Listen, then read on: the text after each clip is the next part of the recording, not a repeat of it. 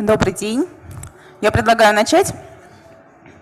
Здравствуйте, уважаемые дамы и господа. Добрый день. Dear guests and colleagues, let me introduce myself. My name is Alina.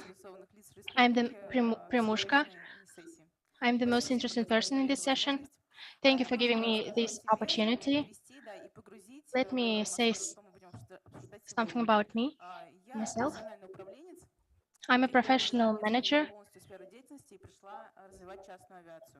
and half a year ago I was very shocked, like, whoa, aircrafts and things like that. Why didn't I know about this before? And the second shock is that why everybody don't know about it, because our republic is very great. I studied in our republic because I love our republic very much, our nature, and then I had a dream of, and 2 years ago I became Cognizant. I realized that it takes a lot of personal resources rather than with aircraft and aviation. I got a dream when I was already a big girl that I wanted to do with piloting. I want to see people who are interested in developing my favorite field of business. I want to find people who are interested in local tourism and aircraft. I saw people from different regions of Russia. I saw people from different countries who are interested in aviation and aircraft. And we see a lot of demand for this kind of business. But there is not so many offers to meet their demands. We have a number of problems to discuss. We have a number of investment projects to discuss. We have some projects for unmanned aviation. And I think that the answers to the questions that I'm going to ask will be our future. We are going to touch on some pains that our business faces. First and foremost, I would like to give the floor to Mr. Vadim Kuznetsov. He is a Deputy CEO for Innovations of Finco LLC. So what are the promising spheres you are working on? Good afternoon, dear colleagues. My name is Vadim Kuznetsov, and I am the Deputy CEO for Innovations of Finco LLC, and I would like to tell you about prospects of unmanned aircraft from the point of view of technologies. I'm not talking about investments or education right now. I'm talking about technical things. I would like to say what current solutions can be complemented with, and I would like to say that our company is located in Ijevsk. It's one of the largest companies in Russia dealing in unmanned aviation.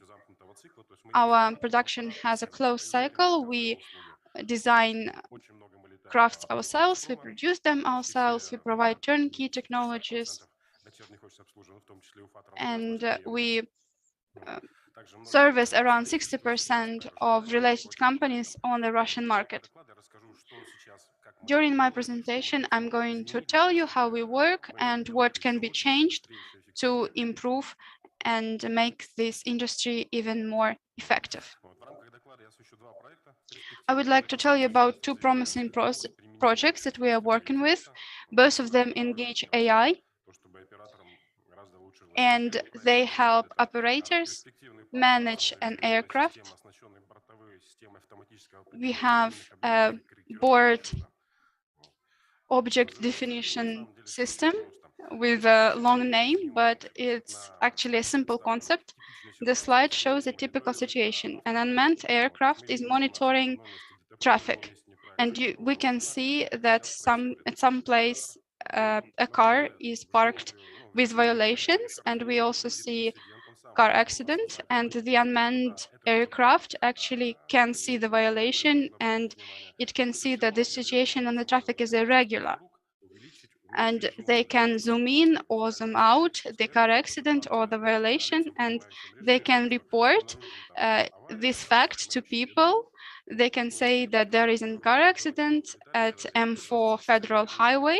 Why M4 Federal Highway? Because that's where we work, where we're looking for car crashes.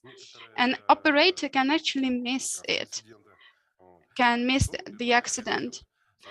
What we suggest is we can implement the data processing through the unmanned aircraft board computer. And this board computer can actually identify the accident, and according to the circumstances, the aircraft can actually adjust the route. And the board computer can actually command the aircraft to adjust the route, to turn around, to focus on something.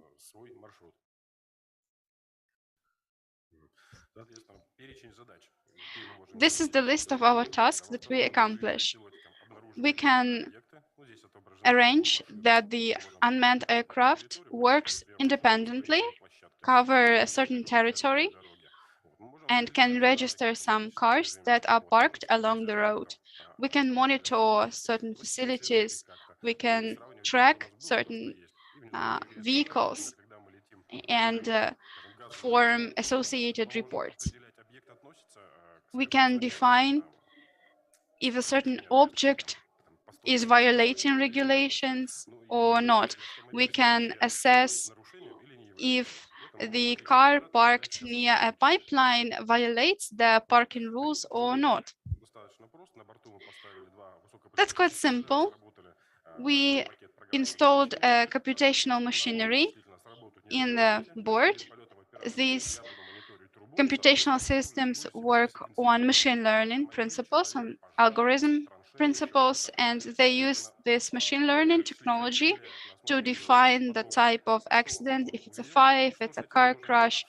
And the second computational system actually uses the set scenarios to react, to respond to certain accidents. For example, they can change the route or they can change the purpose of the flight. For example, pilot aircraft can hang over a parked car, parked with violations. That's the lining for unmanned aircraft scanning. And actually, the machine learning algorithm can define the objects underneath and can differentiate a car from a construction equipment, for example. Here you can see the cases of our aircrafts. We monitor some gas industry facilities, traffic, roads. We can automatically define some visible failures of equipment. And we can offer this solution to companies. Or, for example, we can help in rescuing operations because an aircraft can detect a missing person, for example, somewhere in the forest. An unmanned aircraft can hang or fly or soar at a low height, and they can find a person. And they can differentiate if this person is actually lost or is just some mushroom hunter. Also, it's possible to install a speaker in the aircraft, and you can communicate with the person through the aircraft. Actually, the aircraft can differentiate people, can differentiate objects, and if the aircraft got a relevant message, it can rise higher and transmit the obtained records. The advantages of our systems are it's very flexible, it's very customizable, it can work independently. We don't need a costly communication channel. We can make it quite cheap, quite reasonably priced. For example, we can squeezing the budget under 2 million rubles. We can reduce services costs and we can make this technology more affordable. The second, our project, is related to the first one. They are somehow simultaneous. And this technology actually uses the technology of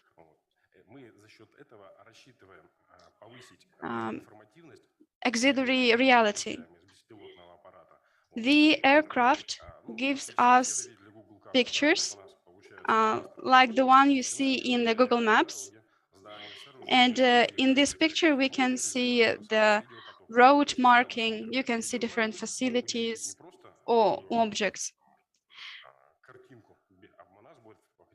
And this picture, unlike to the Google Maps, is provided with augmented reality technology. And in the picture, you can see different commands. For example, if you see a road, you can see where this road leads to. This picture shows that our augmented reality technology uses different features to submit information. For example, here, the augmented reality is based on the geolocation. This is the general scheme of the augmented reality. It works based on a machine learning algorithm.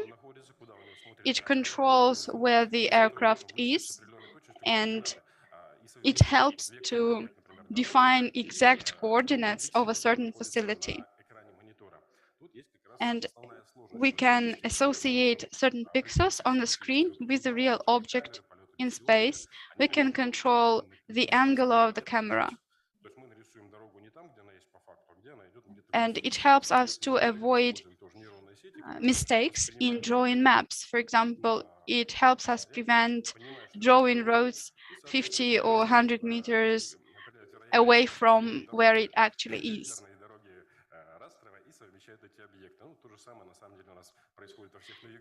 And navigators, GPS systems that you use, you may see sometimes that they are denoting wrong locations. Or for example, the road is located actually a little bit aside from where your navigator shows you.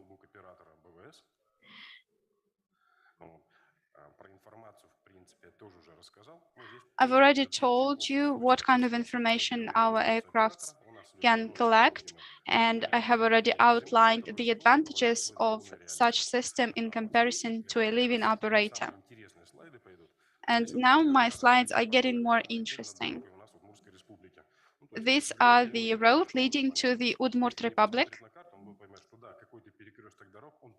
If you look at the map, you just see a crossroads. Well, at max, you can see some cars on Google Maps or some buildings.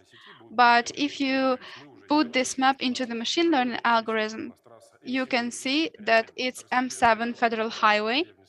And you can see that the crossing road is the road leading from Svetlo-Iulskaya village. You can see that we have some electrical lines running along the federal highway. We can see some parks, some parking.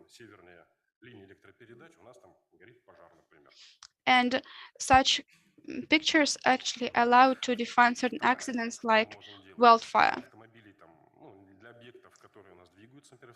Also, the machine learning algorithm can define information of different moving objects like cars. It can define the speed of a vehicle. It can define the direction of the vehicle. For example, it can define where the vehicle is going and if it's speeding or not.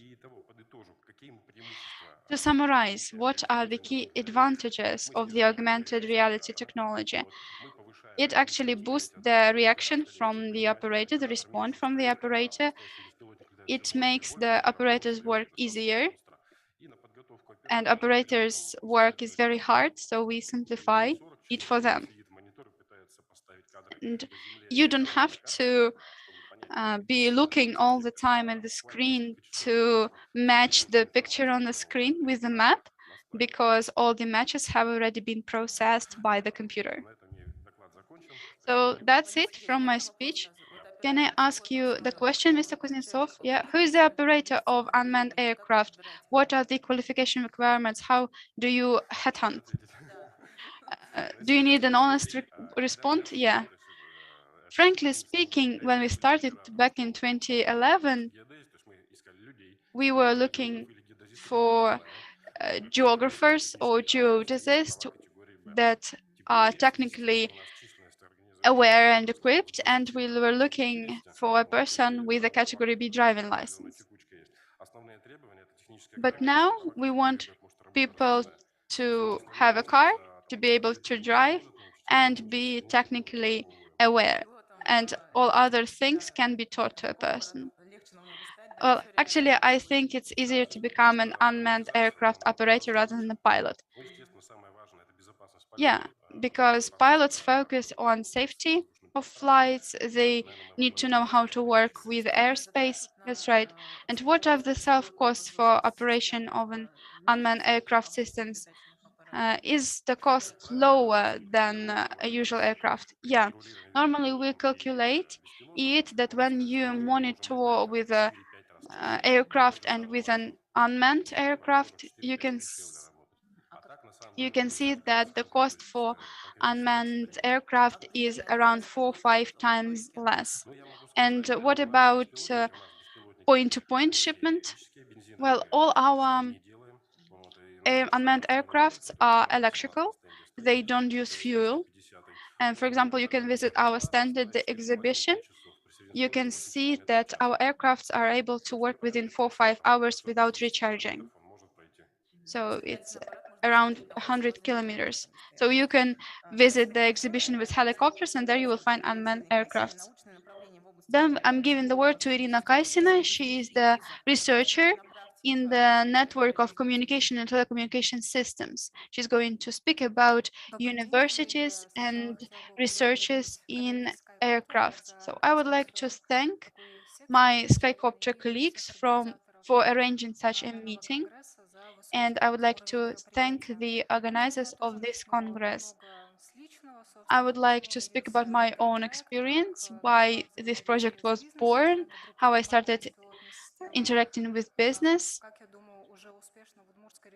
In Udmurt Republic, we managed to build a change of interaction, and we engaged colleges and vocational schools into this system. When I was a master student and writing my dissertation, I was going to continue my postgraduates, and my academic advisor gave me a database on aircrafts, and for the first year I was processing this data. Then I was modeling this data in special environments, and I was questioning who will need this data. So that's how I started my path. I was looking for an industrial partner. I wanted to ask them if they actually need my project, and that's how I found a company, Unmanned Aircrafts, and they helped me to prematurely defend my master dissertation, and I managed to have my project adopted. And it was essential for me that it's not just for nothing, that my work will not go in vain. And since then on, I'm trying to engage students into this purpose-oriented work. This year is the year of technologies and researches. The next year is the year of mentorship and teaching. And that's why we focus so much on building connections between an industrial partner and educational institutions. When the industrial company forms a task and students are looking for solutions and they are seeking some extended education and retraining to meet their demand. This decade is the decade of education and research, so that's why it's quite relevant. For 2 years, we've been working with our projects, and we have our failures and our successes. I'm going to immerse you into that step by step. Mr. Kuznetsov said that we were working on a system that is capable of independent decision-making. In the first place, at the bottom line, we said that we wanted to engage students of Ижевsk State Technical University named after Kalashnikov, and we wanted to work with centers of additional education, auxiliary education. For example, we worked with technical clubs and the Center for Gifted Children. We started a big project. The main is that if anyone wants to join this chain, you need to find some people that will work for it, that will devote their time for meeting the students and for setting the goals, to give the students the opportunities to work with this. But this project we started, and we got a financial, and we want to and in order to attract more students, we have discovered 5 directions. You can see it on the slide, and this project was like a mentor for a student.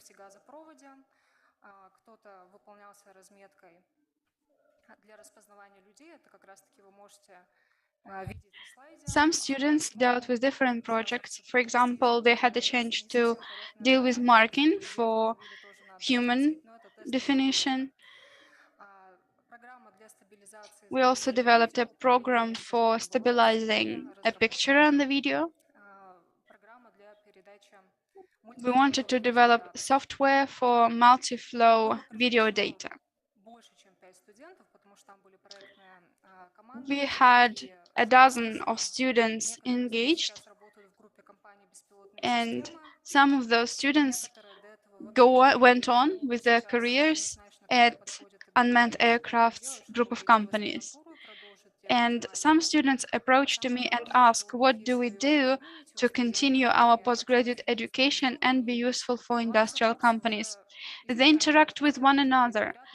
I see some junior students who approach to me and say that we want to join the unmanned aircraft group of company and be useful as early as now. Having spoken about the universities and vocational colleges, we wanted also to work with auxiliary education centers. We had a fascinating program, Serious Summer.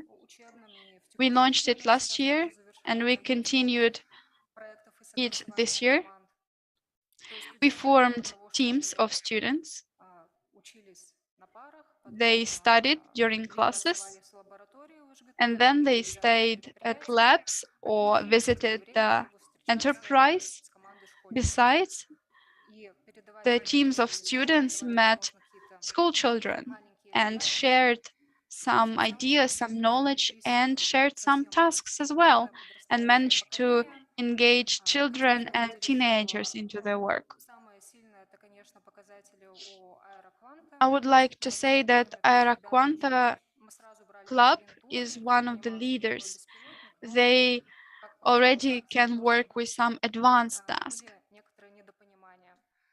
We managed to settle misunderstandings that arose in work with auxiliary education centers. Being a former teacher, I see my former students, and I see that they turn into instructors ourselves, and they know where to go and to lead the students. Over 2 years, these are results of our works, the goals that we attained. We keep students engaged, because when children and students see that their works and projects don't go in vain, they don't go to waste. It encourages them to work, it encourages them to go on and build teams, because they realize that when you're all alone, it will be hard for you to attain anything.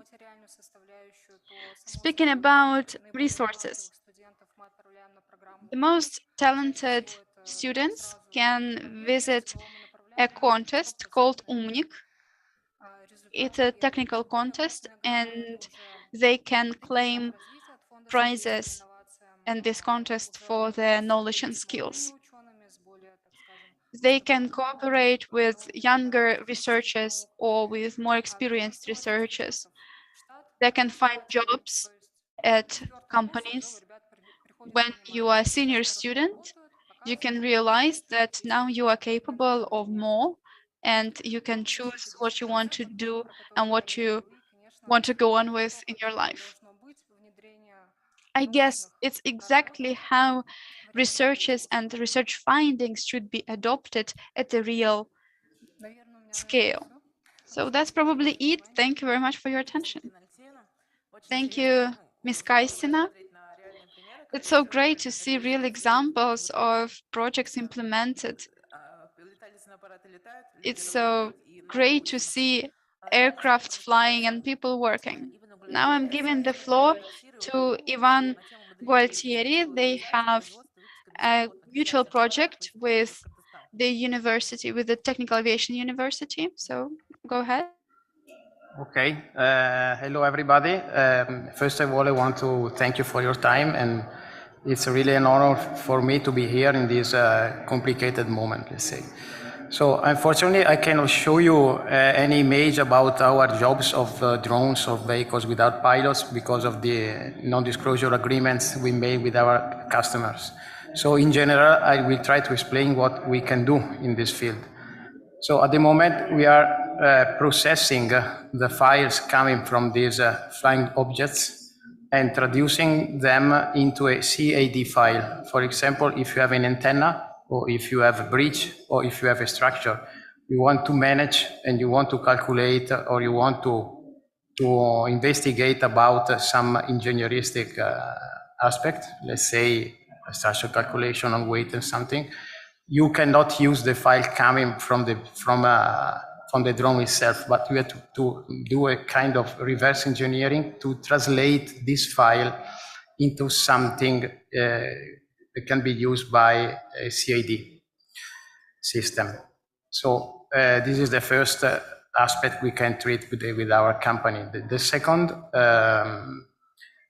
is basically the vehicle itself, so the drone itself. So let's speak about the structure, the calculation of the structure.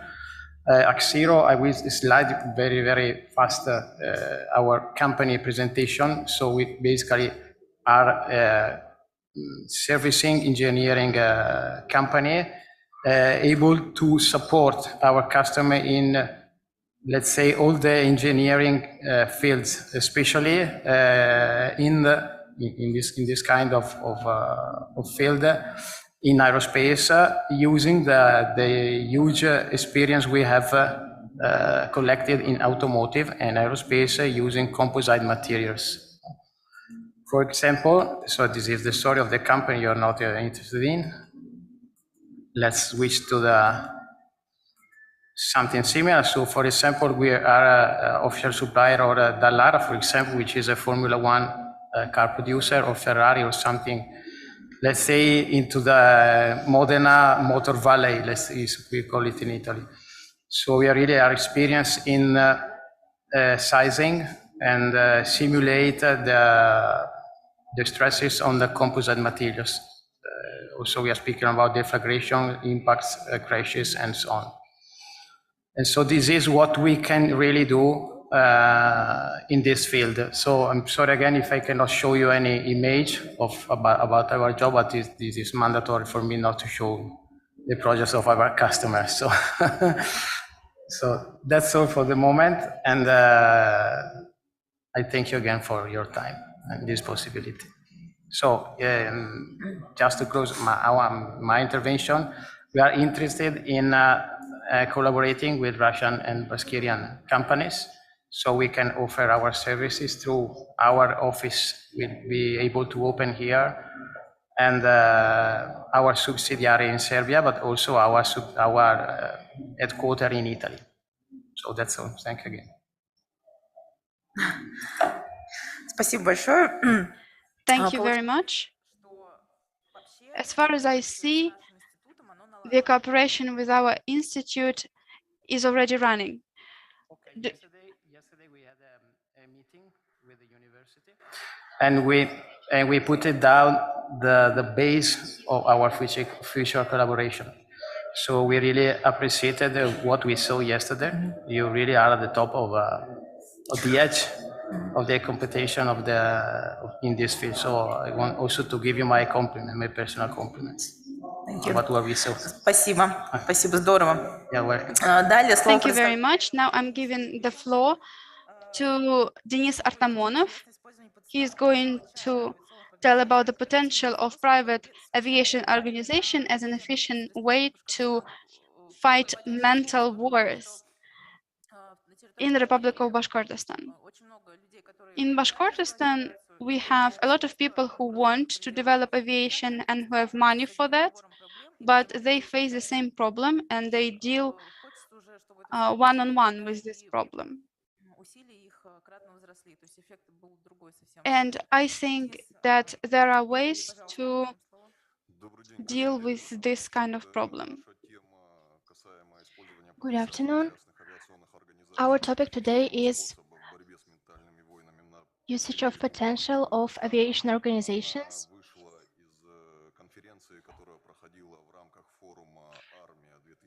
It's from the conference that was devoted to the problems and tasks of political and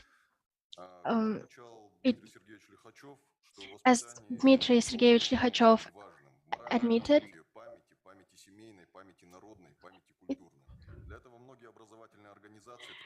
Mr. Likhachov said that it's important to be aware because people are part of a society and we need to function within this society. We need to function within public institutes.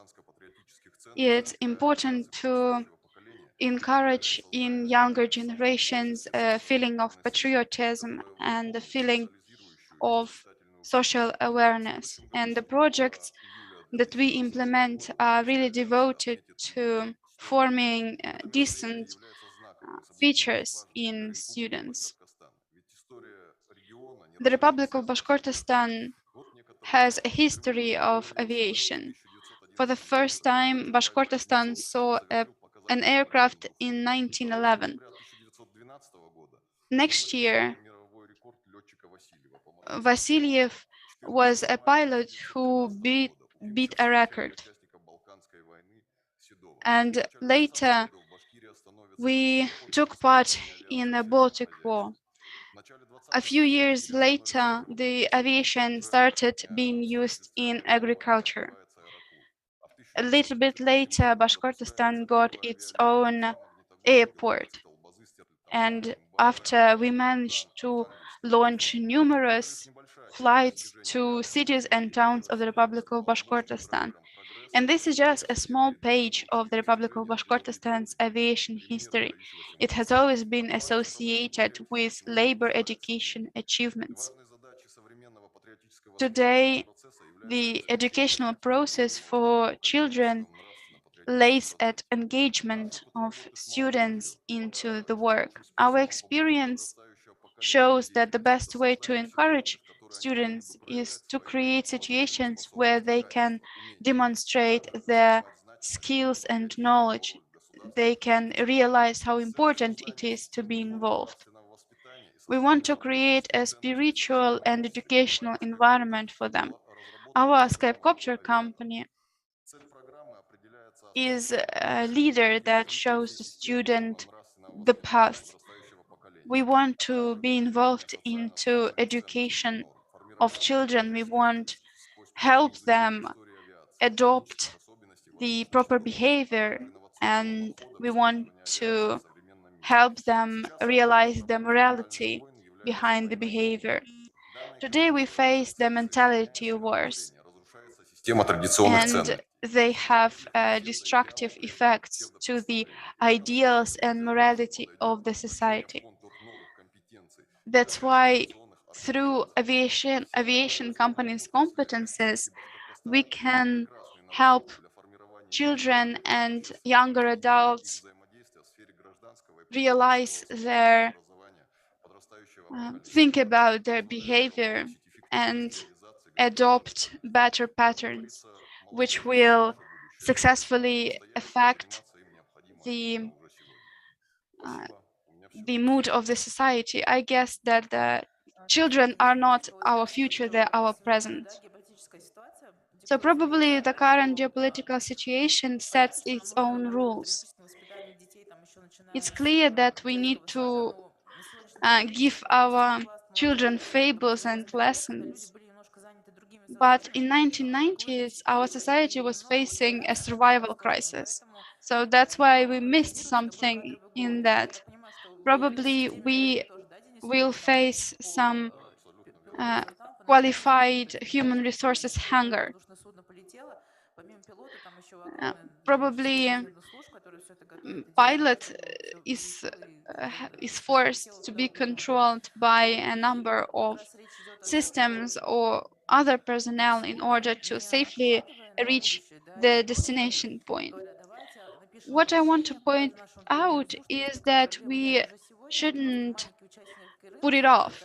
We should start discussing and settling things here and now.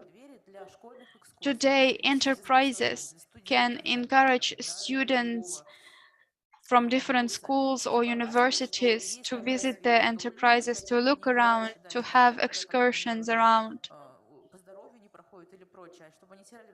And students should be engaged into the production and development as early as possible. And I also encourage aviation colleges and universities to open their doors to school children. I really think that when students or children see aircraft, see enterprises, it energizes them, it encourages them. They get dreams about sky and about flying, and maybe some of them will be operators of unmanned aircraft, or some of them will become pilots of passenger flights. So I think it's really interesting.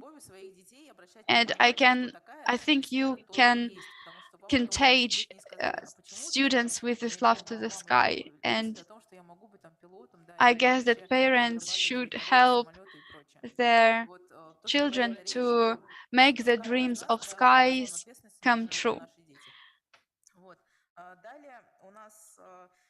Then I'm giving the floor to our next speaker, a 7th grade student of UFA school. He will tell about heroes of his time. Maxim, go ahead. Maxim Yaroslavtsev. Good afternoon. My name is Maxim Yaroslavtsev, and I'm 12 years old, and I am a 93 gymnasium student. Recently, I was invited to participate in the Aviation Through Children's Eyes project. I've always been interested in aviation. I was in the city archive to study. Then Olga Viktorovna, a friend of my mom, helped me because she works in an aviation company. She helped me to find information about Masagareev, the hero of the USSR, and he was a pilot. And the legend says that they found a wild bird egg and they laid it underneath a goose, a duck, and these birds then grew up and started living on the roof of the Musagareev's house.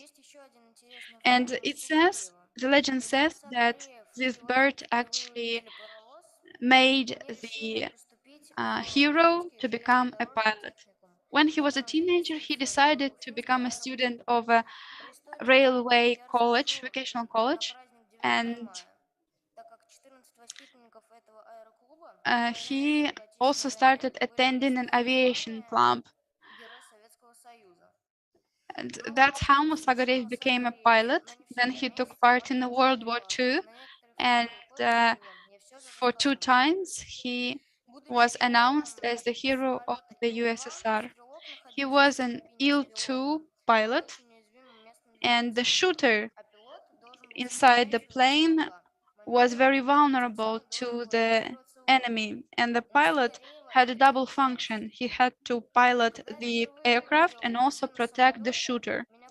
When for the first time I saw the cabin of the aircraft, I was shocked how Musagarev managed to control the vehicle and protect the shooter despite of all this machinery and without all this machinery. So I realized that you can do whatever you want if you are really down to it. Thank you for your attention. Максим, ты молодец. Well done, Maxim. Thank you. We've learned a lot about this hero today. If we look at this map, at Soviet Union map, we can see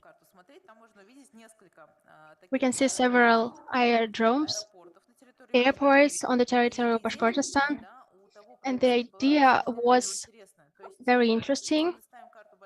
If we imagine the map of Bashkortostan, Sibay, where we need to drive by car about 6 or 5 hours, Neftekamsk, north point of Bashkortostan, Sterlitamak, south point, and Beloretsk. These cities have a very used to have a great airport, and local aviation was developing in Bashkortostan, and everything was great. And now everything is not the same. Now these aerodromes are private. They were bought.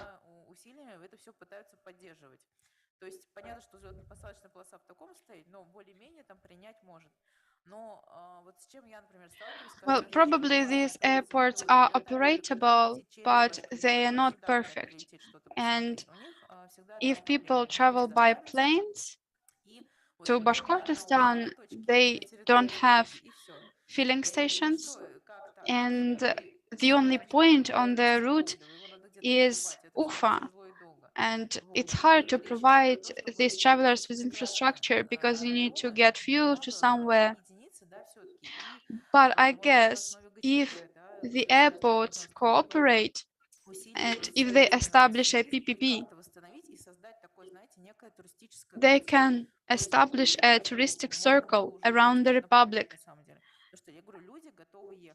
Because I see a high demand, an extreme demand in people, and Moscow touristic companies approach to me and they say that people are ready to pay money. People pay 500,000 rubles to visit Kamchatka, so they will probably visit Bashkortostan at the same price. Bashkortostan also has Kuzganak Rock, Mambet Rock. Before that, we held a water transport session in this hall, and they were questioning, they were wondering who will be interested in water transport. I say there are people who are interested. People don't want to travel by buses for hours. They call us and ask us to pick them up with a helicopter because they don't want to wait. So there is plenty opportunities to develop airports, to develop aircrafts. Also, we are going to have 2 online speakers. Are we connected to them, Dmitry? Yeah, everything is okay. So let's give the floor to our next online speaker, Dmitry Litashenko. He is going to speak about development of infrastructure for facilitation of road infrastructure and business. Good afternoon, dear colleagues. I am calling you from a cold Moscow.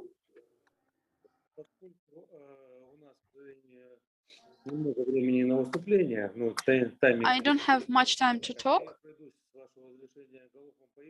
but I'm going to give you a brief overview. We are an association of Russian House. We are descendants of the Research State Committee of the USSR. We deal in informational advanced technologies. Our manager is Viktor Ivanov. He is a member of Russian-Chinese Council.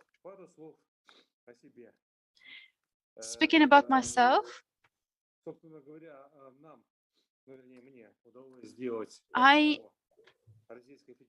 managed to implement a number of projects across Russia. Among them, I upgraded the system of arrangement of air traffic. Back then, I was the advisor of a minister.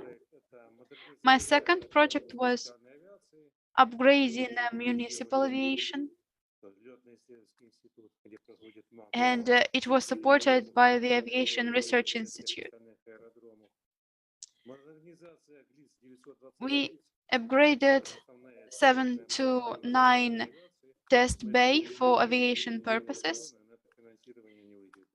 It was developed for defense purposes, but unfortunately it wasn't funded properly. Also, we implemented national projects in aerospace industry. So this is the introduction to my speech. So let me go to the body of the report. We had to gather experts of aviation to implement overseas projects. The project I'm going to tell you about is the specialized infrastructure for regional transportation airflows. This project is implemented by us, by Artelecom. Artelecom covers 50% of intelligent safety systems for aviation. They are one of the best manufacturers of systems for civil aviation. They are based on Sevastopol University. They are developing a test multifunctional platform.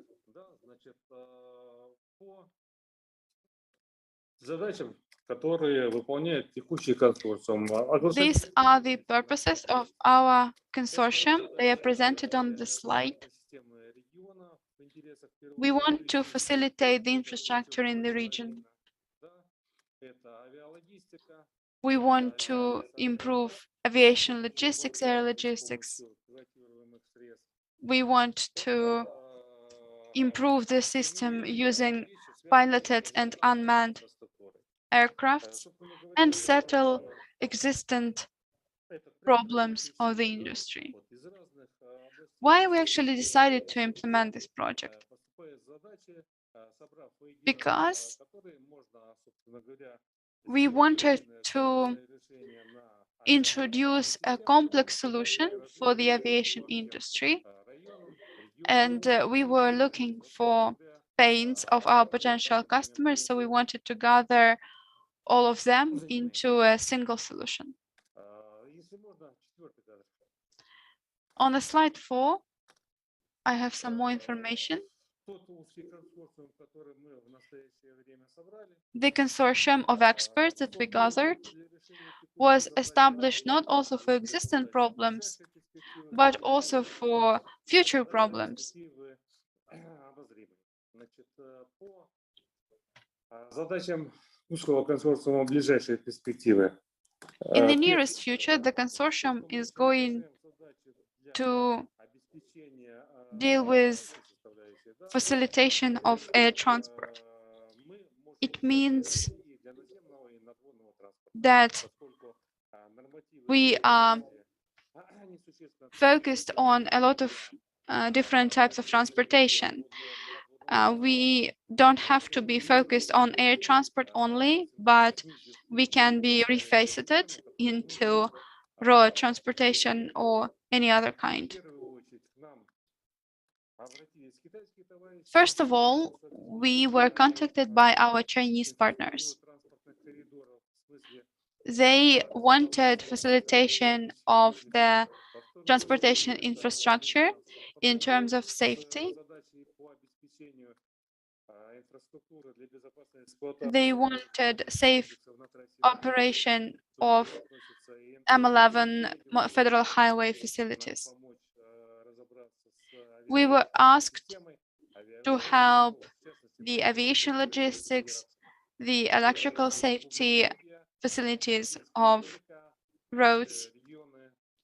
Also, we were contacted by potential customers from the Latin America and other countries overseas.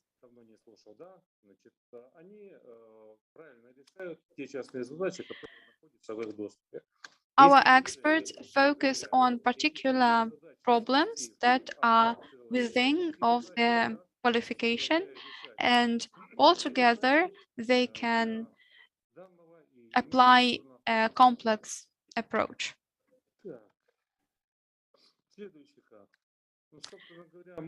Next, the purpose of our consortium is not only settling problems, but also to predict the future problems and make precautions and prevention events towards them.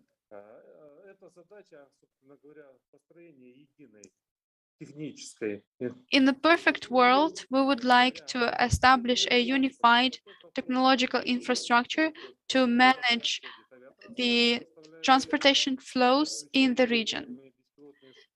It would include manned and unmanned aircrafts, water transport, road and railway transport. So this is probably it. I managed to fit in the given 5 minutes. I will be happy to answer your questions. Thank you very much, Mr. Litashenko. We are sending the warmth of our hearts from Ufa to your cold Moscow. Thank you very much. I appreciate that. Do you have questions to the speakers? We have one more online speaker, but we are waiting for this guest to show up. Do you have a question? Unfortunately, the speaker is not using the microphone. Dear colleagues, can you hear me?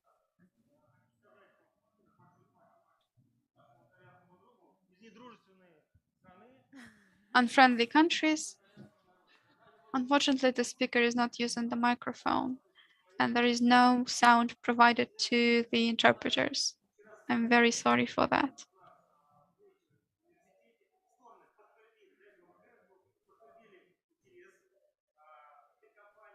Unfortunately, the speaker is not using the microphone, and there is no sound provided for interpretation. I'm very sorry for that.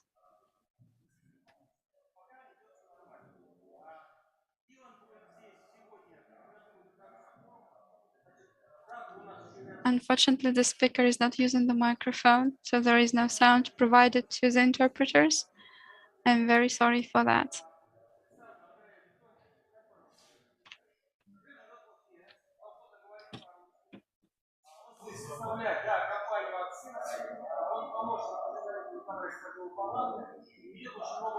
Unfortunately, the speaker is not using the microphone, so there is no sound provided to the interpreters. I'm very sorry for that.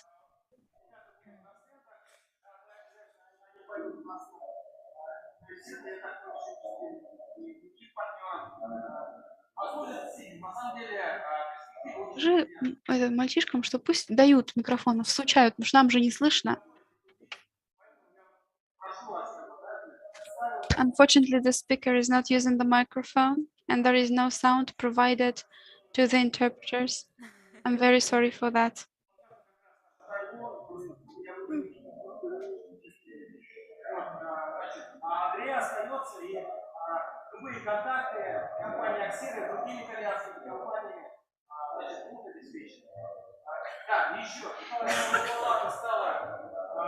Институциональным органом. Раньше была комиссия межправительственная, которую создавала Берлускони. Она приказала долго жить в июле. Unfortunately, the speaker is not using the microphone and there is no sound provided to the interpreters. I'm very sorry for that. Так вот, теперь устала Российская торговая палата, это институциональный орган. Мы помогаем как итальянским бизнесменам, которые продолжают работать, так и российским бизнесменам, логистику отрабатывать, финансы, говоря, сертификацию. Работа у нас бурлит, продолжается. Еще даже сильнее, чем было там до 20. Да, для тех, кто хочет работать, преград нет, несмотря на... Yeah, if you want to work, there will be no limitation for you. I'm sorry, I have a brief question to Dmitry Vadimovich Litoshenko. Mr. Litoshenko has already switched off his device. I'm sorry. Hello, yeah, I'm here. Mr. Litoshenko, my name is Stanislav Mamulat. I would like to confirm that we are actively working not with our Chinese partners, but with our international transportation alliance, One Belt, One Way. It includes a number of overseas partners, including largest companies like Alibaba. Here we face some challenges with your presentation. We would appreciate it if you can tell about your experience with projects implemented in aviation in China. Of course, in India. Well, I am a civil industry specialist. In India, we have the following project. The first project is the vast polygon. Is a polygon of complex aviation systems. We started developing it 5 years ago. Now this project is supported by the Ministry of Transport of the Russian Federation. That's how this project is being promoted, thanks to our technical means and Indian and cooperative unmanned aircraft. This project is moving on. Also, we are working on a mobility project. We cooperate with the military technical committee. We are developing 10, 11-person vessels. They can be also used for touristic purposes in certain areas of India. Hello, Stanislav, can you hear me? Thank you very much for the answer. Have a good day. Thank you very much for the question. So now we have our second online speaker, Mikhail Viktorov, priorities of adoption of technologies of information modeling in construction of the Russian Federation. Because during this Congress, we are talking not about transport, but also about construction. So please have the word. Yeah, can you hear me, dear colleagues? How can you hear me? See me? We have some technical problems now. Good afternoon, dear colleagues.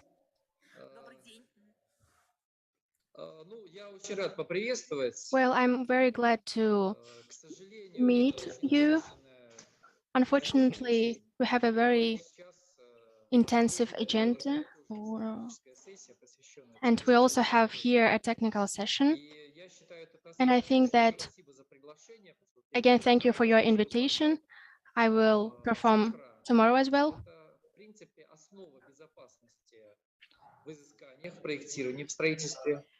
Digitalization is a key to safety and accuracy. Let me introduce my presentation. I'm failing so far.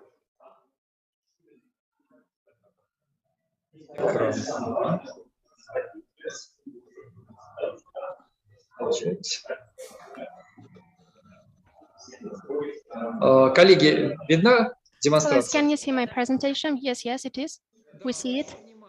So I want to pay the attention to the organization that was founded 4 years ago, and NATSIM, this organization that was founded a year and a half ago. The main task is to defend Russian manufacturers' interest.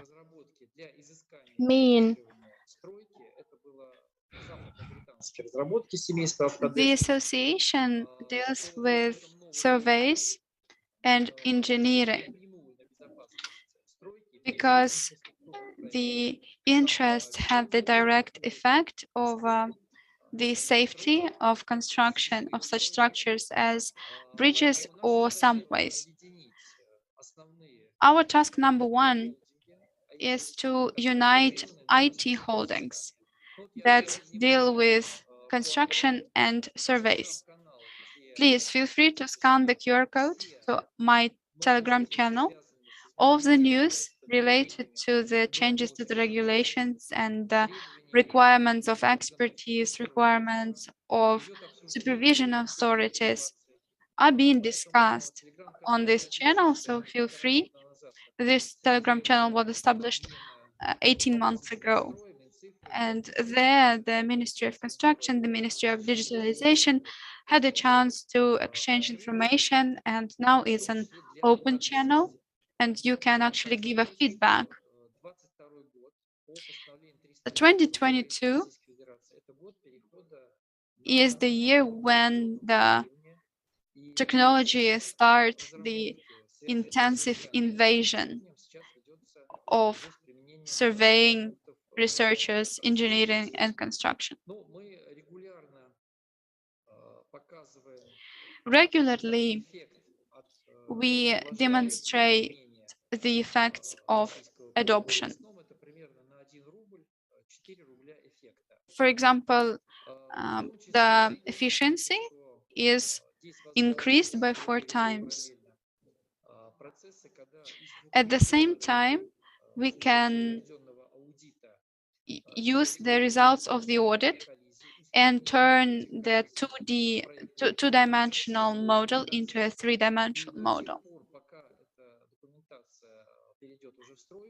And before the documents are turned into running construction, the 3D model helps to prevent mistakes and adjust imperfections. Autodesk, Revit, Bentley, and a number of other software tools are available thanks to the Ministry of Digitalization in the Russian Federation, but now this software no longer operates in Russia, so there is a niche for Russian developers to fill. The Ministry of Digitalization also encourages Russian developers, and actually this encouragement has already gotten results because the amount of Russian software sold has increased by 2.5 times. Obviously, the customers don't like changes in the software in particular. And moreover, a lot of our customers don't want raw products. They want turnkey products.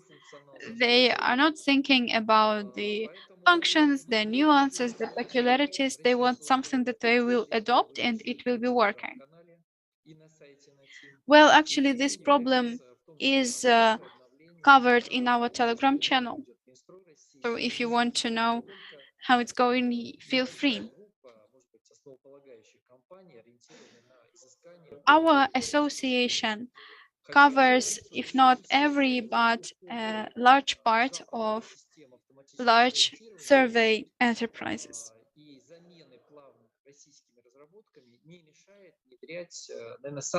Along with import substitution of surveying software, we are simultaneously working on unprecedented software for the needs of the Russian railways, Gazprom, Lukoil, Rosneft, infrastructural companies like Mosprojekt.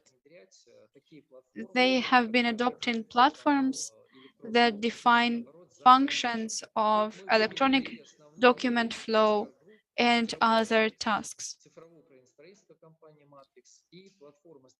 We have defined three main directions of software types. We provide multiple functions through our software. We provide a number of modules. If you buy licenses for these modules, you can combine and customize your processes. You can choose the toolkit based on your budget, based on the scale of your construction, based on the conditions of your design. The software differs and varies, but what I think is the most important thing that all of these developers are Russian. Some developments are best for housing utilities. For example, SCAR Group is a company that covers Moscow housing utilities and units. There are companies that are not covering an entire megapolis, but still can settle some significant problems. Here you can see labels of the companies I've been talking about, and you can reach out to them for primary consultation or further assistance.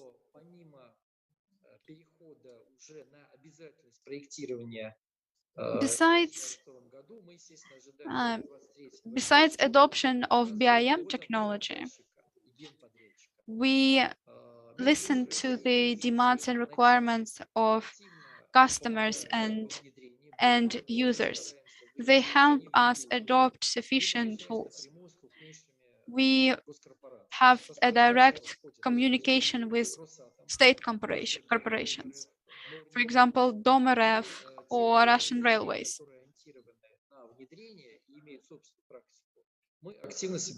We are looking for companies that have their own developments, and we will be happy to engage them in our work. So if you have any questions, please feel free. So other questions? Seems like there is no question. Thank you very much for your speech. It's very substantial. Well, I think only the first part has been done. Well, I think we are done with our official part, and if you have any questions, please feel free. What are you interested in? Well, we wanted to discuss aviation generally, but we really went into details. There is no question. Can I ask a practical question?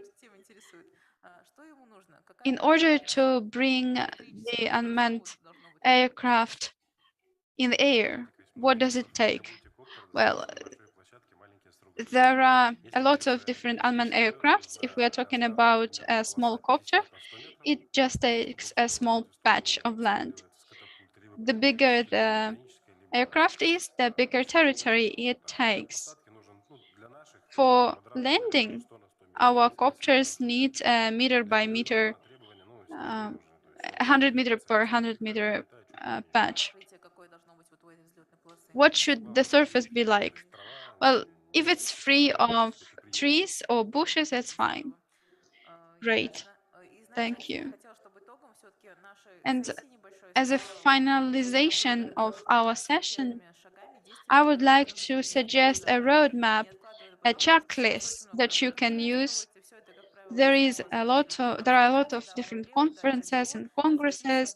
They discuss problems, but instead of settling them, they just meet annually and say that there are more problems. So please feel free to approach to the stand with helicopters. There you will see K-32 and K-26 helicopters. These are unique air vessels. They were released in Russia, and there you can get to a practical discussion. You can take a look at unmanned aircrafts. There is a great real specimen. And there is a question, right? Just a second, you need a mic. I have a question about mental wars. What can we do in order to raise patriotic spirit in young generation? First of all, organizations need to open their doors for children, to make some programs for the children, to correct them a little bit. And don't forget that there is a term like social responsibility, and it's possible that it will be a first step. Maybe it will be already tomorrow, this first step. Thank you. Any questions? Yes, there is one question.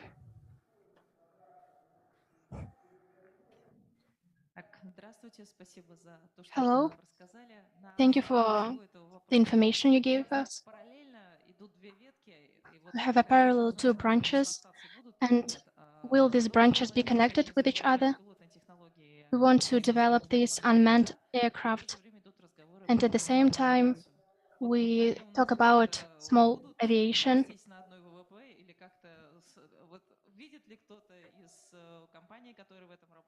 So will they be connected? Do the companies see their connection? Well, from my experience, I can say that they share the sky, but we understand that this future is not so close. Like, we need to live today's life, and we are to choose today. In the future, we probably will have more unmanned aircrafts, and we still have super light aircrafts to develop. They are the future. We are going to learn how to use them. I don't think that we have a long time to wait, but even though Innopolis, a town in Tatarstan, is using unmanned taxi, it's still unsafe. One day we didn't think that we would ever conquer the space, but now the space trips are the reality, so we will never know. And I guess that we will soon be traveling with unmanned aircraft through neighboring regions.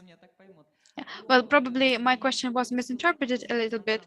I'm not talking about unmanned passenger aircraft, but will we be simultaneously servicing unmanned and piloted aircraft? Why I'm questioning is that, first of all, you started talking about tourism and how unmanned aircrafts can be applied to tourism. What I saw in Sochi at the air bridge is that copters are flying all around, and they are an integral part of that infrastructure, because there is no point in flying over the abyss if no one's watching you and no one's recording you. So, probably if a person becomes a pilot of a super light aircraft, a copter will be flying over and recording him or her. a small copter and a small aircraft are equal users of the airspace. Well, maybe you can tell us how it can be implemented practically. So far, the small aviations and unmanned aviations interfere with one another. As far as I know, it's the point that we're considering, the point that they're considering, when we need to regulate the participants of the air traffic.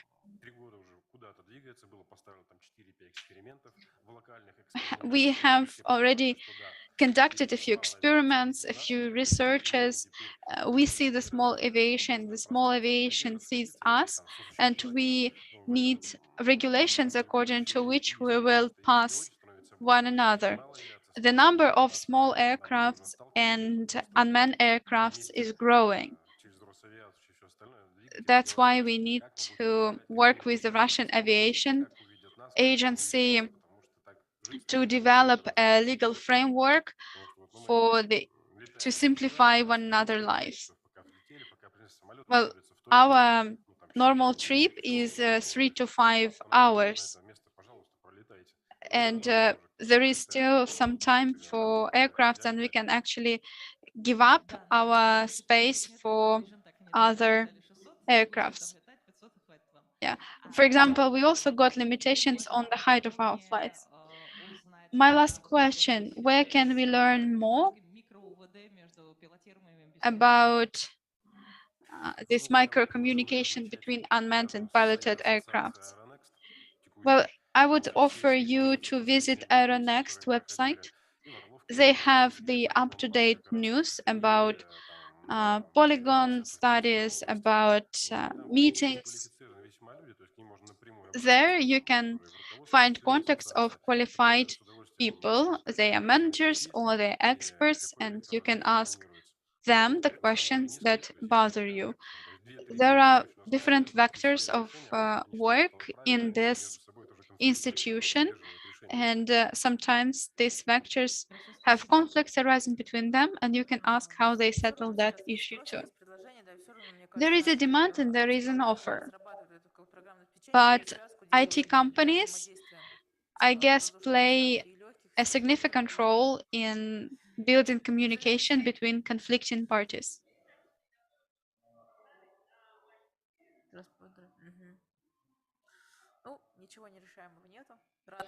Unfortunately, as far as I think, there is no problem that cannot be settled. Do we have any more questions? Yeah, we have. Здравствуйте, Вадим Hello, Сергеевич. У меня Vadim Sergeyevich, I have a questions for you. Thank you for your report. I'm interested in the following. I'm Ekaterina, by the way. I wanted to know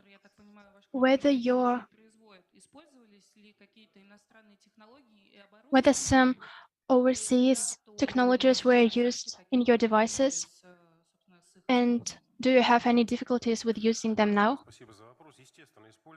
Thank you for your question. Of course, we use some overseas technologies.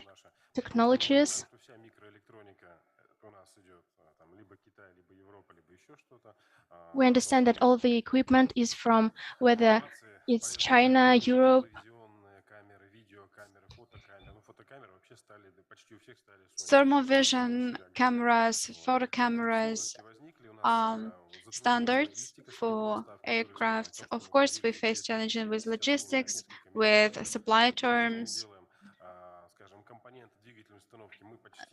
But fortunately, engine components have already been completely replaced with ones of Russian origin. Glass fiber is used of Russian origin.